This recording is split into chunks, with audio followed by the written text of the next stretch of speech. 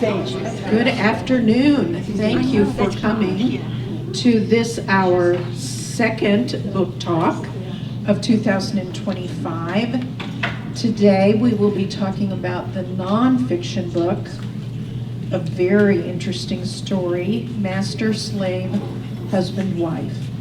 How many of you have started it? How many of you have finished it? Yay, look at that, Scott. All right. That's better than the last one. It is, indeed, it is. So I would like to introduce to you our presenter, Scott Baker. Scott has lived at Robson Ranch for a number of years. He's involved in many clubs. Scott and his wife, Vicki, travel the world. Most recently traveled Arkansas, Tennessee, Kentucky. Went to how many national parks? 14. 14. National park sites. Not sites, okay. And tried to do some Underground Railroad adventures during that time as well. But as it turns out, those sites don't open until next month. So maybe another trip. Definitely already planned. Maybe another trip. I'm very glad to have Scott here because they travel so much.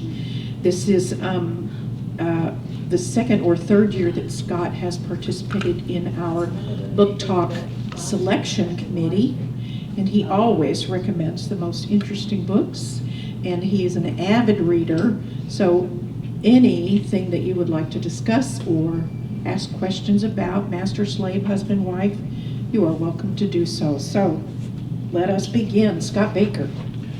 Okay, let's go ahead and use this because I got a feeling that we're going to need a little bit of help with. We're getting it on the camera back here. So okay, so how many? Give me a hands up if you can, if it's good audio for you. Oh yeah. Okay. All right. Good. All right. So the reality here is, how many people actually read the book? How many people read the Wikipedia? Okay, well, they had a pretty good summary in there, but I thought that there was a kind of the highlights of all the components there. This is a really interesting book. If you haven't had a chance to read it, my wife and I have done a lot of traveling up through that area, both in the all the way from Georgia all the way up through the New England area, and there is a lot of Underground Railroad components. There's a lot of I don't want to say slavery, but there is an over kind of trying to look and showing how this happened, and the museums that are there, and so it's very interesting to see all the different takes on how this is. So Elon Wu did a great job, I thought. My biggest concern after reading this was that how did she get all the detail? That was the interesting thing that I found, was that, and then I figured out that they told me that in 1860s the Crafts released their memoir, and what I think Elon did was then take the memoir, and then from that then they did plus or minus from where all the information came from. If she was trying to hide something, or if they were trying to hide something while they were trying to save somebody else, or that kind of thing. But when you look back and you go to all the different Underground Railroads, their trek was not really unique. It was just one of many. But it's the only one that we know of that's really documented very well. And that's, I think, the reason why that it got such high book reviews. Now, in my looking, that was a very wild time, not only in the United States history, but every aspect of every location in the country.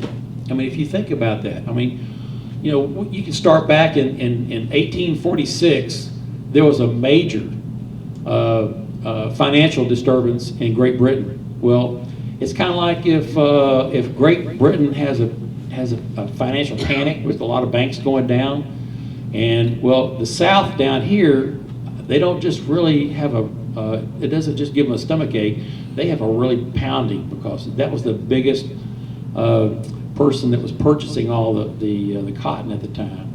And cotton was the moneymaker. That was really the whole driving force behind, you know, having a slave in the first place. So if you didn't really need a slave unless you needed to perform some work or, you know, that kind of thing. But that was kind of what was happening. It kind of started it. And then 1847, you know, there's a lot of other things that really happened. I mean, you know, what we don't really think of, but there was a major war that was fought between Mexico and the U.S. In 1848, the Guadalupe of Hidalgo happened. Well, let me go back one more thing. January 24th of 1848. Does anybody know what happened there? Because that was a big, significant component to how we acted in the United States. Anybody want to take a guess? Okay, all right. Well, gold was found at Sutter's Mill in Northern California, and guess what that charged? That turned into the 49ers, and that started Manifest Destiny. Believe it or not, that's what really started, because then at that point, we were in the midst of a war with Mexico, and without a doubt, all the major components or all the major players in that war from the was really the whole leadership of the Civil War. That's how they got their training, was you know, not only before that, but that was the major war that they fought right before the Civil War. And so if you think about it, the Treaty of Hidalgo, that really kind of boils into what this happened here, because Mexico ceded California, Nevada, Utah, Arizona, western New Mexico, Colorado, and the southwest corner of Wyoming. Now, that's a huge part of the western half of the United States. And that's kind of what drove a lot of things to happen. Now, I'm looking here, and I'm reading through the book, and both William and Ellen knew that things were happening, because either slaves were being, their brothers were being sold, their people were being sold. There was a lot of exchanging going around, because if you got an asset and you got a loan against it in the bank, guess what? If your financial dire goes down, your assets got to be sold. Well, that's what happened. All these people, they're moving around, so they knew that something was happening, and they need to take action right now, and that's kind of what helped push them. And so at this point here, they've taken off. Okay, and you know, reading this, I mean, I thought, you know, I mean, for a lady, what balls to do what she did. I mean, that was really. I don't, you know, and she talks about how uneasy she was and how she pulled it off. But, I mean, for somebody that can't read or write and can't count, wow. I mean, to think about what she did and how her and William really worked together as a team to pull it off and make it happen. But, you know, in my mind, they had to, you know, something had to happen. It had to snap. Now, you know, William said that he would rather die in trying to get freedom than go back. And they both knew that was what was happening. And so once her mom basically got sold off, it was like, you know, we need to go. We need to go right now.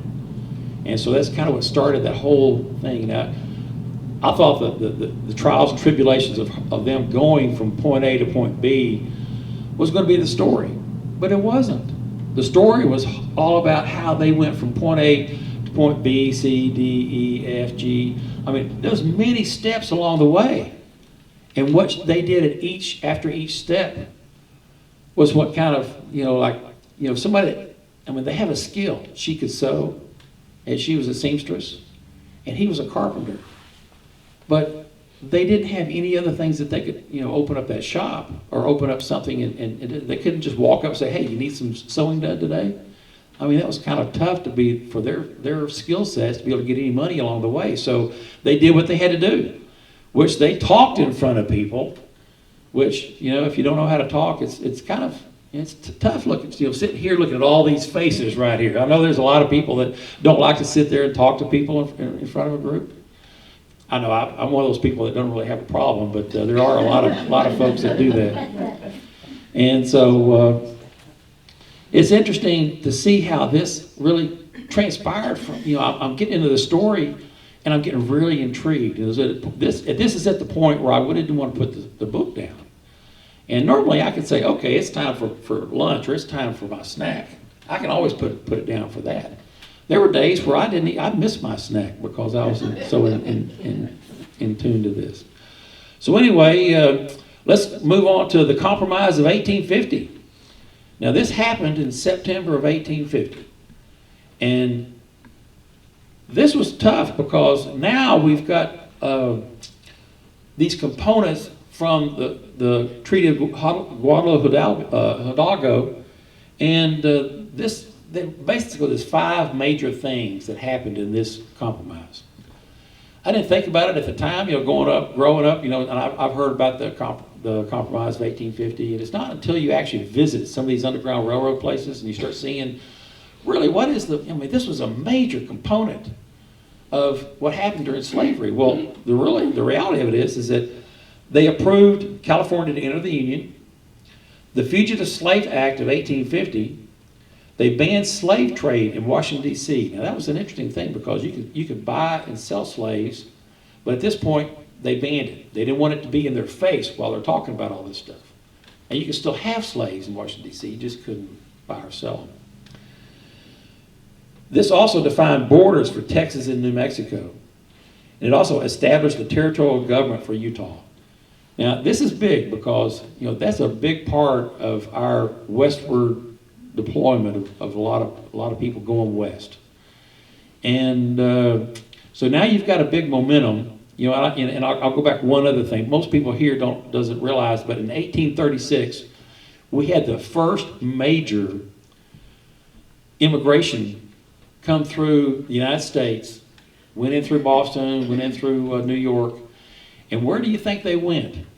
They went to the Upper Peninsula of Michigan. And you're thinking, what? What's up there? People don't realize that the Upper Peninsula of Michigan has the Keweenaw Peninsula. And the Keweenaw Peninsula is basically solid copper. And this was the first major, you want to call it physical wealth, but you could take stuff right out of the ground and go to the bank and get money for it. And people, the dreamers, started saying, you know what, I can make money. And all you need to have is a motivation and a means, and think, I can do that too. And you know what? A lot of people did. That was the first major migration of people from Europe, from all over Europe, that landed in that part of the world. And so that happened in 1836. And so now you have it in 1849 with another major gold find. Now, remember, copper was this much money and gold was this much money. So everybody said, you know what, I'm making money here, but I got to go to California. And so they took off. And so this whole chasing of this physical thing, because all the dreamers thought, oh my gosh, here I go. And this caused a huge upflux in how our country was operating. So Elon really did a good job of documenting that. I don't think she really put in there too much about, why we were, doing this, but, I think she put in enough to show that there was enough activity going, that there was enough slaves being sold that Ellen and William knew that they needed to move right then. And that's kind of what sparked that whole, we got to go right now. And so after that, the story kind of goes into a lot of detail about how they go through the first phase, they ride the train, they get all the way up. And then they started, we found this guy, and he loves their story. And what do? We go to a hall, and they start talking. And they got money from that. And that allowed them enough money to both live and to start looking for, what, we can do this. And I'm not sure we got enough money to get all the way to Canada. I'm not sure we got enough money to get all the way to London. But they didn't know that when they first started. It wasn't until the Collins, which was their original master, decided that he was going to make a name for himself, because there's a lot of people, there's several groups that were down, was in Boston, some area there that was putting money together to buy their freedom from the Collins. And Collins says, I don't want the money, I want her, I want to make it a point that they can't just do this. So that's a big part of the story. So I'm going to go ahead and get the and at this point get to the point where we're at the very end, because I want to hear what your thinking about this is. I was very fascinated about it. I thought this kind of goes along with a lot of the Underground Railroad museums that my wife and I have visited. Not so much. I mean, I'd never seen or never heard of somebody being shipped in a box. And there were several instances in this book that had done that. You know, they had taken their shipping along from their master to ship it out, and they got crawled in that box and shipped themselves up to there, and they made it. You know, several didn't, but a lot of them made it. And so to me, that was pretty. I mean, that's pretty powerful. I mean, you got to have a real. You know, I don't think none of us today have ever seen the need for something like that. We haven't really understood that desire, that motivation. But my gosh, I mean, that is, you know, to have to ship yourself someplace, I mean, that's got to be tough. And so anyway, now we've gone all the way to Boston. We've gone all the way. We've got the Collinses chasing them. So now they make their way out, okay? And just like any other, let's just call it immigrant story, going back and forth between England and the United States, Elon has a really good discussion on how the boats were how they almost sunk, how they had to travel through this particular type of weather and you know, what they actually had to go through. That was pretty. I mean, she was pretty sick, and she was sick for a long time, for several months afterwards. So it must have really debilitated. And I think at this point, was she actually pregnant, or was she? She wasn't with a kid yet, but she was getting close, right? So anyway, that I'm sure would allowed her to. Maybe I'm getting her mixed up with a different story, but it's interesting to see how going in the opposite direction versus, you know, I've read a lot of stories coming from Ireland and from England to New York and through Boston, and then coming down, but not really in the reverse order. And you don't think of it like that. And so I thought Elon did a good job of really showing that it's not as easy going back as it is, or not coming through and coming back and forth. So there's a lot of trials and tribulations for that. And so now we're in London, and they're getting educated. So now, through their speaking and their money-making capability there, they're trying to decide what do they want to do with their lives. And they kind of break off and do. And this one lady really has shown that they needed to get. They need to at least know how to spell their name, how to write their name, how to read, write. And at this point, I think Ellen really knows that she needs to do that. However, they do have one big event that they needed to go through, and that was the 1851 Crystal Palace. I forgot what year it actually was, but it's in some time like that. It was 1851. 1851, yeah, okay. And that was a big deal from an international standpoint. And to be able to walk along and wear the dresses or the clothes that they did and be able to show themselves as actual people, I think was very, it's a struggle for their minds, but just to show that they could be able to do something like that, you know, is the inner strength that really showed and came out.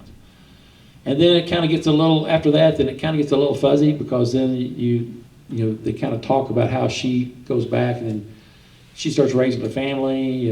William goes to Africa and does some stuff. And so there's not they have a really strong family relationship, but she doesn't have a problem with William doing what he's doing. She just wants to have a family and learn and get an education. And so I thought that was very, unique in that environment to be able to say, okay, it's okay. And so, and of course now William has got some money, he's got a business, he's got things going on, but then he decides that, you know what, I'm somebody and I'm going to go back to Africa and keep this from happening. And that's what he does. And it's sad, but that's the scenario that happens, is that, he gets over there and he comes back and he gets sick, and then he doesn't make it, and he passes away from that. But she shows that the inner determination from day one continues, even so many decades later. And I thought Elon did a really good job of documenting that. So let's open up the floor now and see what does anybody else think. You know, is it? I need you to speak loudly so that we can get it on video. I know that Bob's back here. He's been really working hard on making sure that all this stuff gets documented well. And so the people that are actually working, I know we did this the last time, and we did it in the evening so that the people working could actually come. And so now we're going to do it with the video so they can at least look at it and watch it as once they get home from work. Yes, ma'am. I would say that the part that impressed me so much was how William and Ellen, these two uneducated people, made it through the train station. I mean, many of us have traveled. I remember personally not speaking the language in Germany and trying to get on the right train, even though I could read the signs. And it just amazed me, the work that they did before they ever left, that she knew the fashion, knew what type of clothes to sew, was able to gather that together, had her character decided upon, a young man wrapped up in bandages. I mean, her mind and the working of her mind and how she created this entire scenario just absolutely amazed me for someone who had not left her territory except occasionally going out on a trip with her mistress, the wife of the man who owned her. It's just an incredible story to me. But I think it also shows that she would listen to the visitors that would come to the house. Yes. And she knew both, I want to say mannerisms, but also too how to act in that regard, depending on who she needed to play. And so, like I said before, I mean, talk about crafty. Very, you know, she knew what she needed to do, and being very, what do you want to call it? I mean, we all know she's motivated because she knows that if she gets caught, she's going to get basically stripped and whipped and killed. So And there's intelligent, she didn't miss a thing. No. didn't miss any Very- detail at all, and that's Right. part of the seamstress. I really think that's part of the sewer, you know, that really picked up on everything from how the collars were to how a person would wear a cravat, you know, that kind of thing. Yeah. We don't think about that kind of stuff today. I mean, hey, I'll look for a shirt with a fish on it, but that's all I was looking for today. My wife says, well, at least you got a pair of shorts on that matches, so that's kind of where we're going. But you know, back then, I mean, she had everything down to the detail, Yeah. and I thought that was very, you know. And what's really interesting is that, you know, Elon tells a story through the book that Ellen came up with that and proposed that to William. Later on, by the time they're talking in London, William had thought up the story, and he had, you know, and it's such a good idea that he wanted to make sure that people thought that he was the one that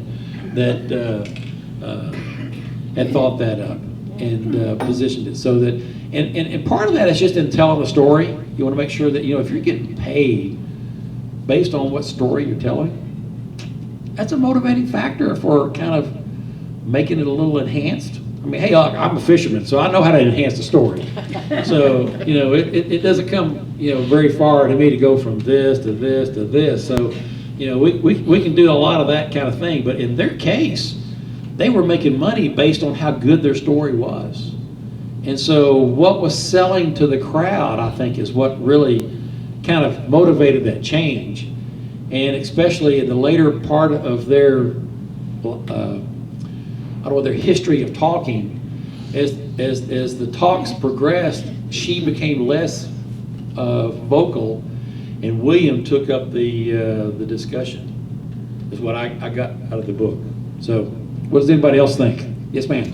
I had to keep reminding myself how young they were. She was Me only too. 22, which was amazing. But the other thing that I still cannot wrap my head around is, you know, for all intents and purposes, she looked like a white person. Yep. And yet, how could her half-sister not treat her as her sister, but, you know, keep her enslaved? And that, I just can't wrap my head around that. See, and that goes back, I mean, this is the Underground Railroad museums that we've been gone to, and the African American museums that we've gone through. If you have a drop of blood, if there's any chance that you have a drop of blood, you're black. You were slave material. And it doesn't go the other way. You know, the problem that you see there happening is that when in all of these museums, you see that the white guys would go, and if his progeny wasn't copulating and making little ones, because it's just like, you know, I don't want to say growing a farmer, or I should say a rancher, when he gets his herd of cows, I mean, he only puts 1 or 2 bulls in there. Well, he had a bunch of bulls in there, but he had a lot of heifers that needed to make those newborns in there. And if they weren't working, he jumped in and helped make it happen. And that's what was happening here. So you start looking across America, there's a lot more whites that were showing up. And we're seeing the results of that. And that's what happened here, is that several people had in the genesis of all this had happened. And she just happened to be one that it was totally white. But yet, because of this drop of blood thing, she never had a chance. And I do think because they were so young, they had the balls to go do this. I mean, we all know that, what I was told one time, that you don't have a submarine captain that once they get past 33, they don't make captain. This is during World War II. The reason being is why is because once they become 33, they become too conservative. You got to have somebody that has the audacity, thinks wild, and can think at the moment to survive. And I think that's exactly what happened here, is that they had to be young enough to be able to know how to survive and be quick enough. Because once they got older, they didn't want to change. They did want to change, but they didn't have the strength to go through that part. They had nothing to lose either. They had no children. Exactly. They had no children, Yeah. and nothing that could stick them there, that kind of thing. That were trying to, not realizing that the children were going to be sold. It's no different than a small calf coming up.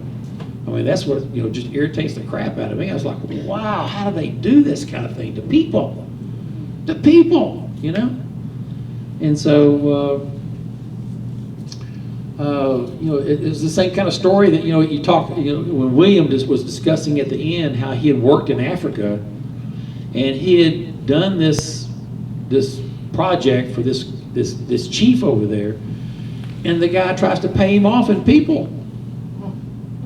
He sent 50 natives over there to him. Well, he didn't want that. I mean, he didn't want to make slaves. But that's how that chief had been thought that, these are just calves. These are no more than cows that I can sell. And it's ongoing. So that to me was it's this whole mindset that happened. And so anyway, it's an excellent book. I know everybody in here, I hope if you haven't read it, you go and you finish it. Does anybody else want to say anything? Yes, ma'am. When I first started reading the book, I knew that it was going to be their story, and I was interested in that. And I knew about slavery and how the enslaved were treated in the South. But what I found is later in the book, it was really an anti-slavery, what was going on in the country, anti-slavery, the abolitionists. That's the movement that you really learn about during that time, and that's why they were speaking to other people all over the place.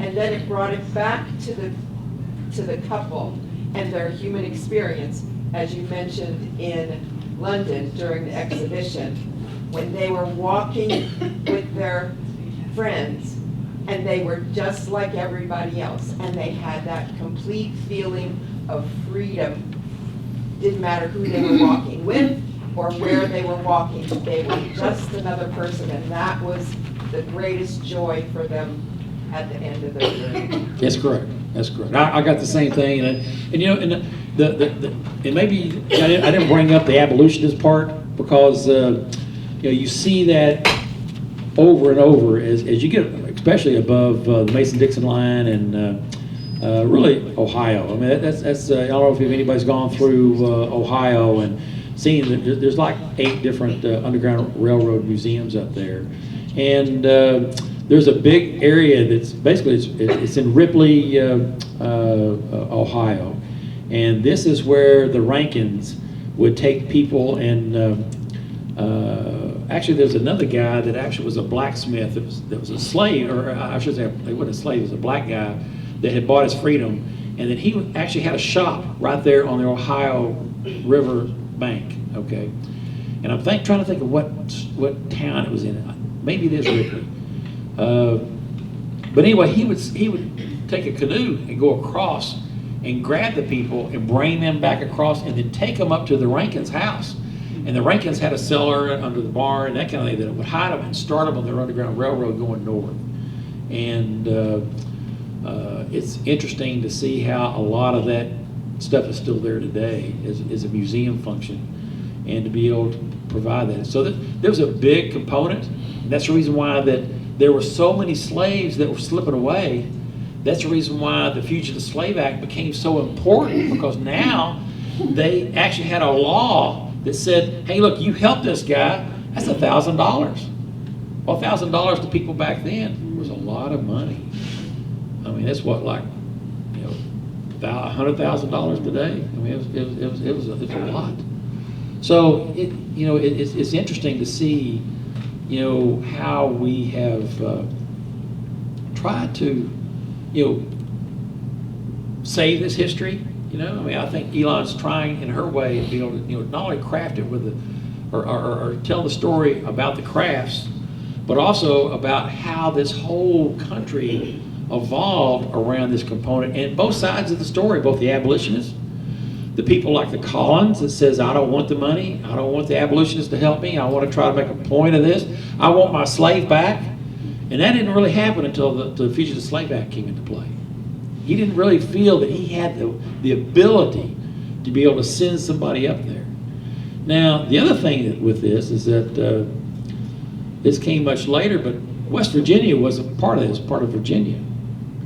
And so the Ohio River comes way far north and then comes back down.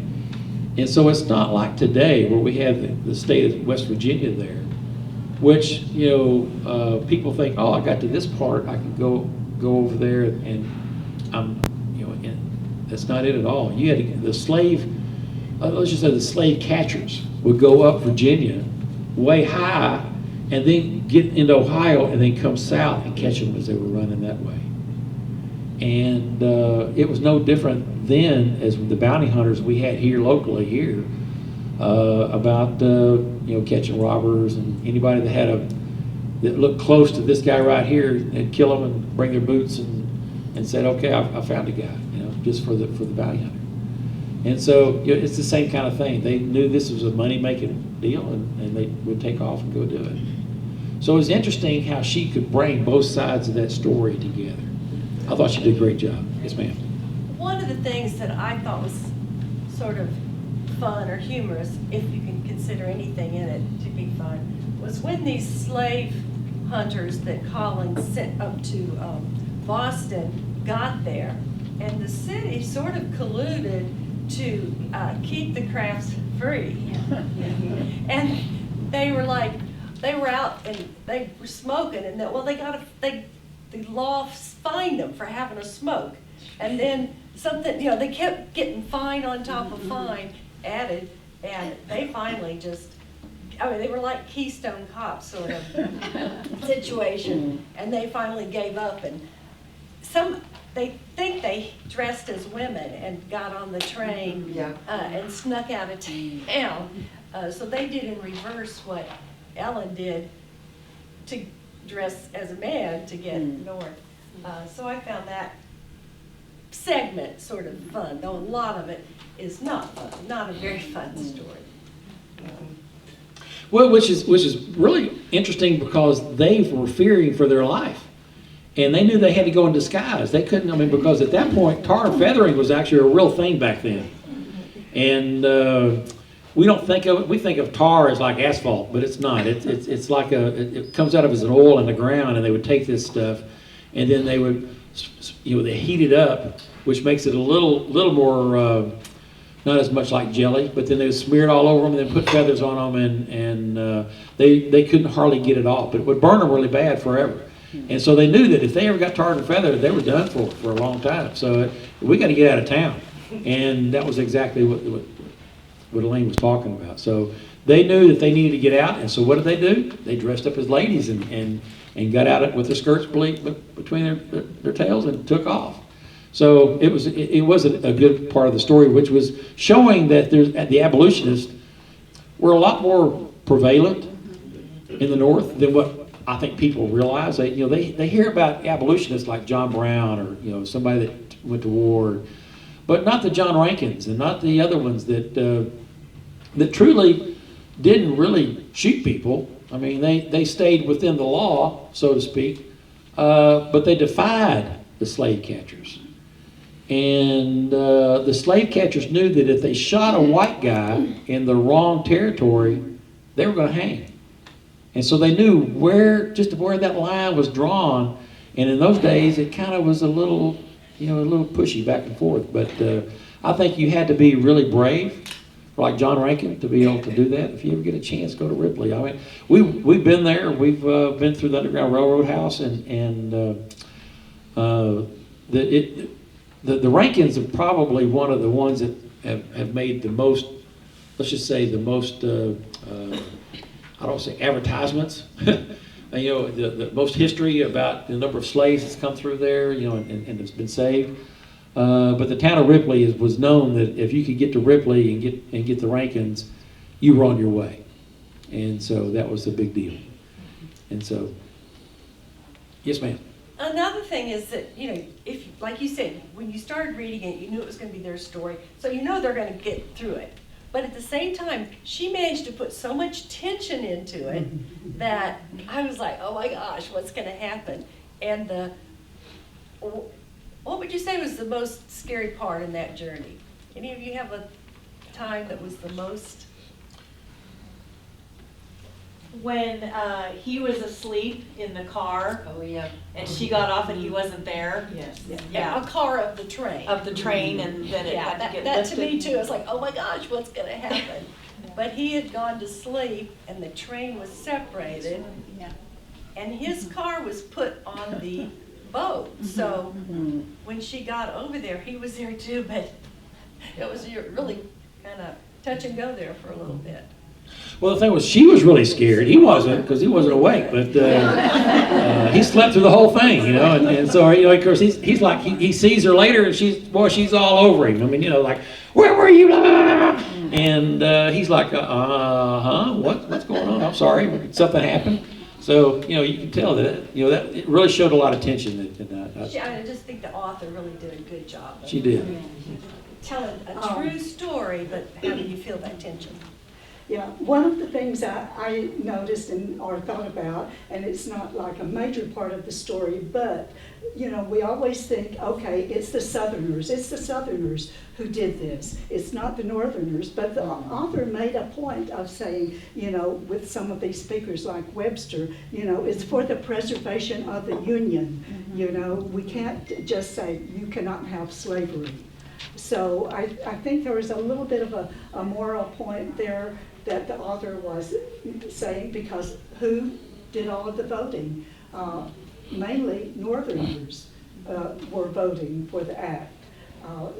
So it's like, okay, yeah, but they can still come up here and get their slaves with the Fugitive Act. Well, being a Unitarian Universalist, I was real proud of the Unitarian minister that had his gun and was not going to let those people be taken. There you go. Good for you. Yep, that's true. Well, and I think it really shows that, she showed that everybody had to, that wanted to kind of, at least at first, they just wanted to get their toe in it, said, okay, I'm going to help you out. But once they got into it, then they saw how hard the line was drawn, and then they recognized, oh my God, this is a travesty. I can't let this happen. And then how far people would then take that. The gun with the minister. I mean, that goes a long way. I mean, you don't really see that happening a lot. So I thought that was a good story, or a good part of the story, to show how desperate people would say, you know what, I can't let this happen. And I made a promise. And I want to make sure that this that Ellen's taken care of. Okay. And the story didn't end in London either. Oh no, Because they came back. They and came back. tried to start this settlement in Georgia. And then people just wouldn't let them have it. Weren't going to see them succeed. Well, I can tell you, after traveling as much as I have, the North won the war, but the South won the peace. And that's exactly what happened here. The Kluxers got involved and ran them off. And realistically, they would have probably had a school and something there much later on, but they didn't want that to happen in Georgia.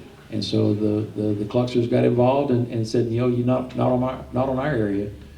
And that's exactly a good point, And so that's happened all the way through, And so it's interesting to see how we're still, I don't say living the life today, but you can still see there's still a lot of components of this that's even happening today. And I remember when we were on this civil rights tour. Road Scholar had one, and we were on it. We were in Atlanta, and they had what, I don't know if you remember in the story where they talked about the art that they would put up, and then they would take candles behind it, and then they would tell the story as that they were behind it with it and going around. I recognize what it was. If you don't understand what those are, then you don't really recognize it in the story. It's a round piece of artwork that they would roll up, and then they put up on this thing, and then they would charge for people to sit in the middle, and then they would have these, because they didn't have lights back then, they had a lot of candles, and so you'd have this big candlework thing that would hold up around the outside of it, and then a guy would talk about what's happening in this. Well, in Atlanta, they had the Battle of Atlanta there, and I met a guy. This was a guy. He's probably in his he's probably in his 50s, he's probably in his 40s. And he told me, he says, until I was in high school, I thought the South won the war.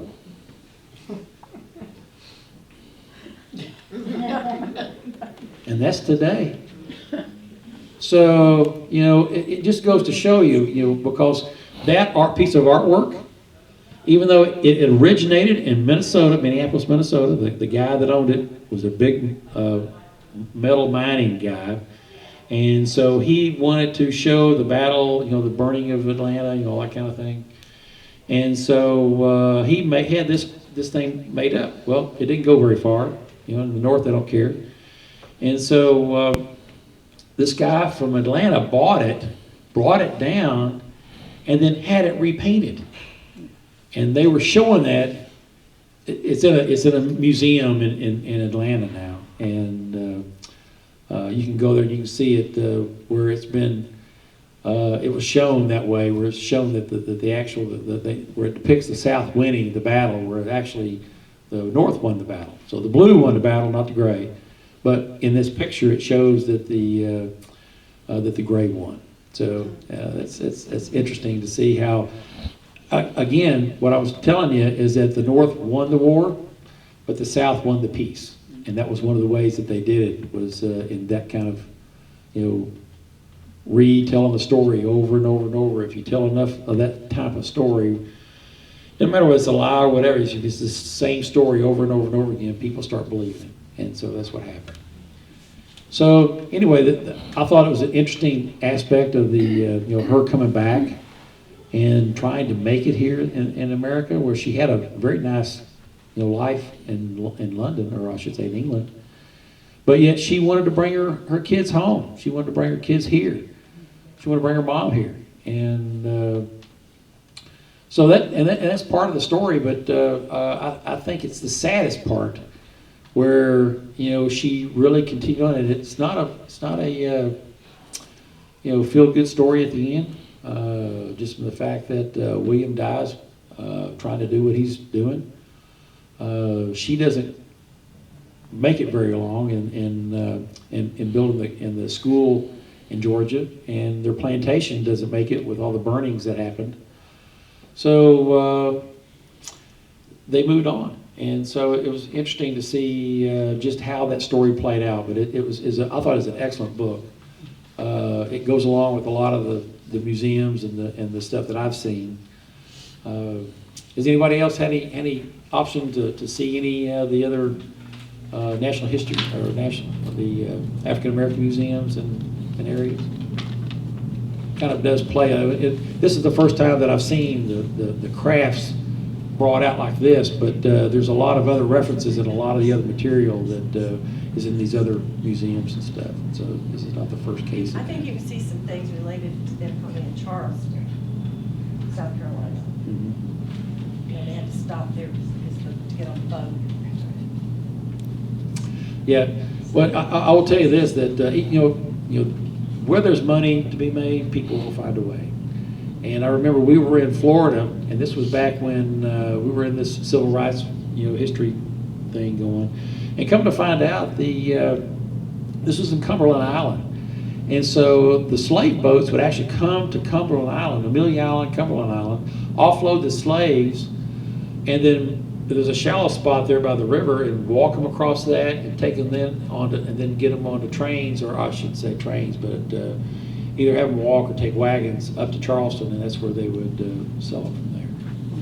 So it's still, it's no different than moving the cattle in Texas, up to Kansas City or Dodge City or going to the meat markets in Chicago.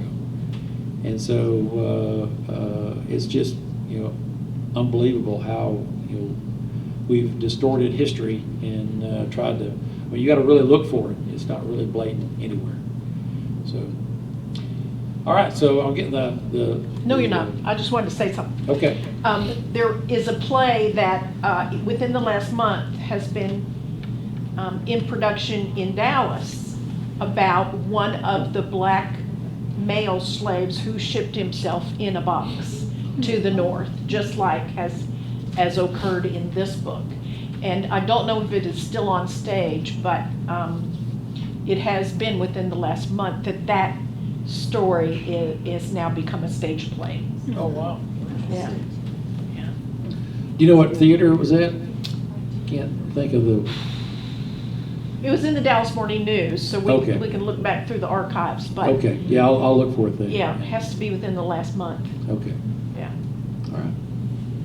But it's understandable too that they would want to bring their children back here, so their children would know this story, so that they would really understand where they came from and what their parents did to get away from it, to get away from being enslaved. I think that was really important too. I don't know. I guess at that time, she doesn't understand that the Kluxers are still got their arms wrapped around everything, and didn't realize the problems that was going to happen if she brought her family back, where she had a beautiful life over there, and the kids were free and all that kind of stuff. But they were growing up without knowing anything, and sometimes that's better. But bringing them back here, into that, was that sort of, I'm not saying that, I'm just looking at it as an opinion, would that be better for them? Or was it just something that she wanted to make sure that her kids knew about what happened before then? So it was, I was confused at that point when I saw, when she's doing this, and I was like, wow, for what reason? Once I saw that she was building the schools, I said, okay, she's trying to come back and then re-educating those kids that are here, because once you get educated, you can get a job. Without education, getting any kind of job is tough, unless you work yourself out as being an indentured slave, where, you can still do what you were doing. You're no longer a true slave. You can't sell you, but they can get free work out of you.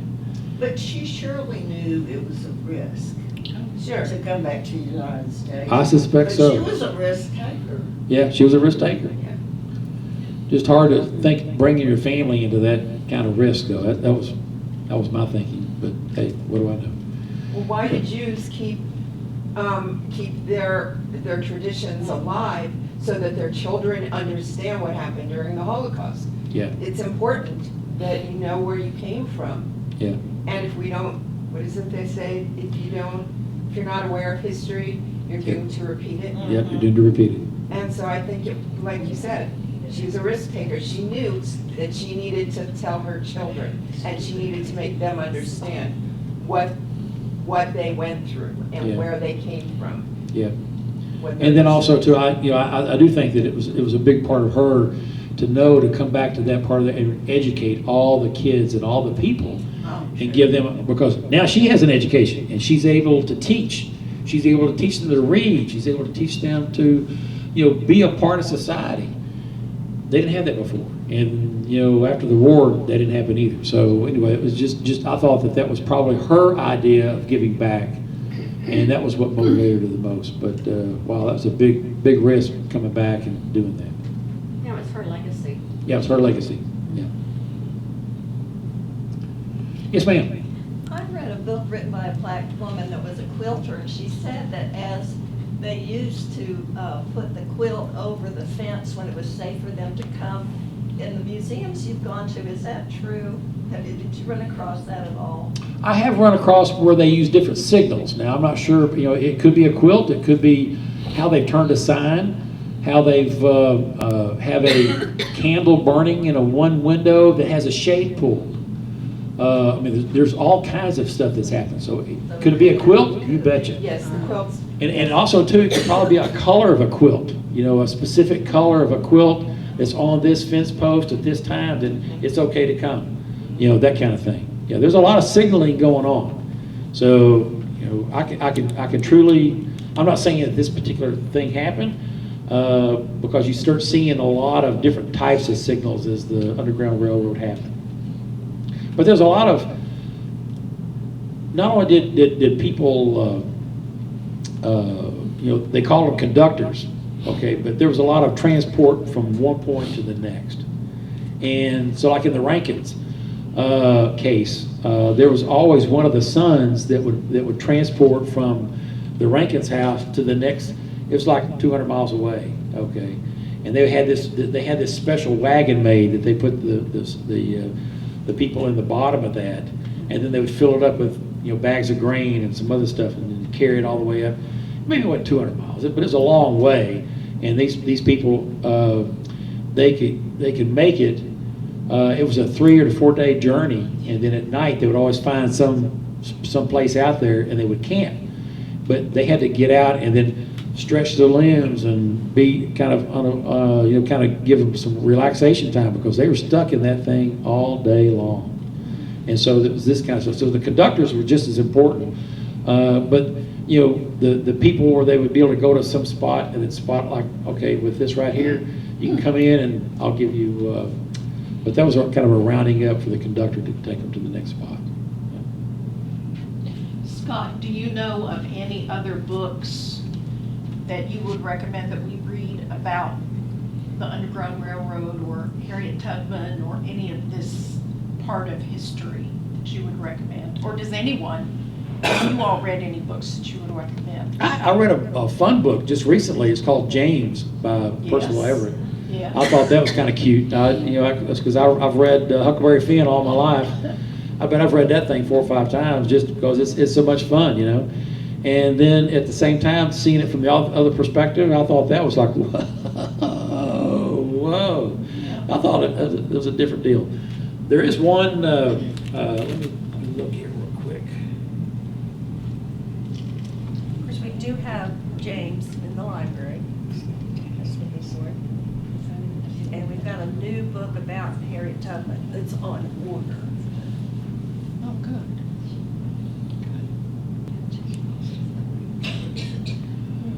This is called Beat the Drum for Justice by Christopher C. Cross. It's a historical novel. So I thought that carries you through, does the Ripley thing. It carries you all the way to Canada. But it's also about a guy that goes through the whole, this is a white guy that he's in love with one of the people that he took to Canada, okay? And he determines that it kind of talks about all the events that happened all the way through and past the Civil War, okay? And so that's all I'll tell you, because after that, then I'll be telling you too much about what the story's about. So, but beat the drum for justice, Christopher C. Cross. Well, I also liked that when she wrote the book, she did not write a novel. She did not put words in their mouths Or thoughts in their or head. thoughts in their head. She told us what she knew and what she learned from all her research. And that Ellen might have done this, or she probably did that. She did not tell a story. She did not tell a tale. She told their story with facts. I thought that was, and that's what you get into after you get going through it. You see that it's the story of the events of the time at that particular time. And because she was, I think, able to get a journey of over 1,000 miles and then be able to research that, allowed her to have enough material to use them as her means for doing that. And I think it turned out real well. And it was really good for Elon Wu. With all the different Pulitzer Prizes and all the prizes that she won, I'm sure that's a multi-million book seller for her. Yes, ma'am. On to that point, which I totally agree, but there was an amazing amount of dialogue that she was able to find from historical documents, and also just extrapolating, like this is probably what happened. Yeah, it's probably what happened, It seemed to yeah. me like it was pretty sure, because she had so much information. There were some wonderful quotes in there from Frederick Douglass too. You know, he's of course a famous person in our history so far, depending on how much of our history gets wiped out. But I don't think of him so much as interacting with people, but they knew him as, you know, somebody that was on this tour with them. And there were some quotes in that book that I thought were really, really good from him. So it's a really good story about not only the times, but what it would be like to make this historical challenge or historical trip. And I thought it was well worth the read. What did everybody else think? Was it a good read? Would it make you want to go to Ripley? Yes. No. Yeah. Yes, ma'am. Somewhere I read, I don't know, it was part of the reviews when we read it, but it mentioned that the reason that the story is not better known is because it did not have a happy ending. I think it had a historical ending, and even though it's not happy in our perspective, I think it's happy in its own way. I mean, what I'm saying is it shows the full history. It shows what happened, and I think she was proud of her. It shows her progress. Her progress and what she did with her life. That was my take on it. I thought it was a good part of it. But you're right, it didn't have a fairy tale ending. Yeah, because they weren't buried together, and they still don't know where she's buried, right? Wasn't that what they don't know where she's buried, but they do know where he is? Right. So, yeah, it didn't Yeah. have, it kind of like, oh, that's too bad. Yeah, she got buried on the property, and then the property got sold again to somebody else, and then William came back.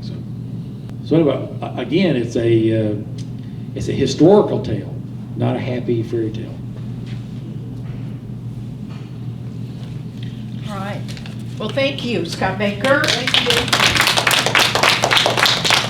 Thanks, ladies and gentlemen. I think this is I really enjoyed the book. I hope you do too.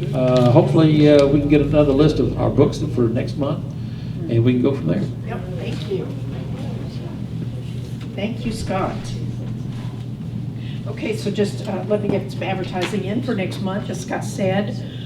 We will be discussing The Women by Kristen Hanna on Wednesday, May 14th. This will be an evening discussion. We will be here at 6:30 in the evening. Our presenters are LaDonna Womachow and Cynthia Voliva. So The Women, which again is it's a historical fiction novel about the nurses in the Vietnam War. Really compelling story. And you feel the effect that the Vietnam vets felt when they came back to the States after fighting, and there were protests and they weren't considered heroes at all, and it was embarrassing and traumatic. And another part of history in the United States that sometimes we don't preserve history, we try to hide it. And I'm beginning to see a pattern in the books that we are reading. In our book talks, we read about Killers of the Flower Moon and how people who were raised in Oklahoma had no idea how those Indian tribes were persecuted. And we talked about 11/23/64. Scott presented that book in the past, and how for so many years after the Kennedy assassination in Dallas, Dallas turned its head and didn't want to talk about it, didn't want to advertise it, didn't want to be known for it. So again, this pattern of covering up history and people not acknowledging in the book The Women, people not acknowledging that there were even female nurses in Vietnam, even though they never got veteran status for many, many years. So very interesting book, and we hope you can join us on Wednesday, May 18th. Wednesday, May 14th at 6:30. Thank you all for coming. Thank you.